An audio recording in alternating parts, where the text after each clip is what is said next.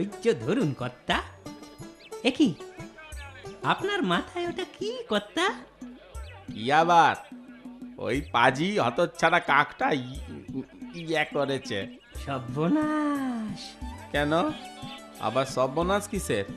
কাকের ইয়ে অলক্ষণে জানেন না, গোবর মাখার সব গুণ কেটে গেল, আর চুল গজাবে না। তবে তবে তবে অন্য পথ আছে। আছে আছে কি পদ বলো না ভাই। আরো 100 টাকা চাই। কি করে দেব ভাই, আমার যে নাই। তাহলে থাক, আমি যাই কর্তা।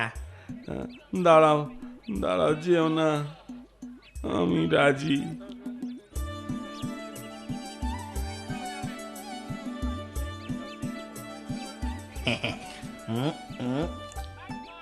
তবে শুনুন, এই পথে নাক বরাবর চলে যাবেন। সামনে পড়বে একটা ইয়া বড় আম গাছ। সেটা টপকে গেলেই বট গাছের গোড়ায় এক রাজবদ্দিকে বসে থাকতে দেখবেন। তা খামোখা রাজবদ্দি বট গাছের গোড়ায় কেন? জনগণ প্রজাদের সেবার জন্যই। আপনি ওর সেবা পেলি ব্যাস, তাকে চুল গজাবে। বলছো? হ্যাঁ বলছি, তবে সেও টাকা নেবে কিন্তু। সর্বনাশ করেছে সে, আবার কত?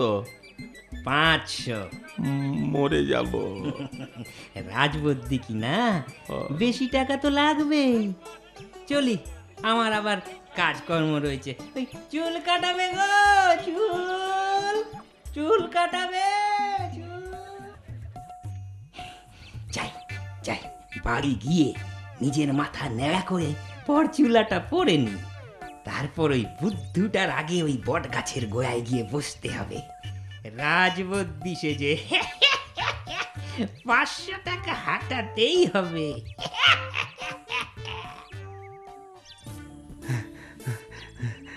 আরে আরে আরে আরে আরে, এই তো সেই গাছটা। এটাকেই তো টপকে যেতে বলেছে। এত বড় গাছ কি করে যে টপকায়? হ্যাঁ হ্যাঁ, বুদ্ধি এসেছে। গাছে গাছে উঠেই টপকাই, যা আছে কপালে।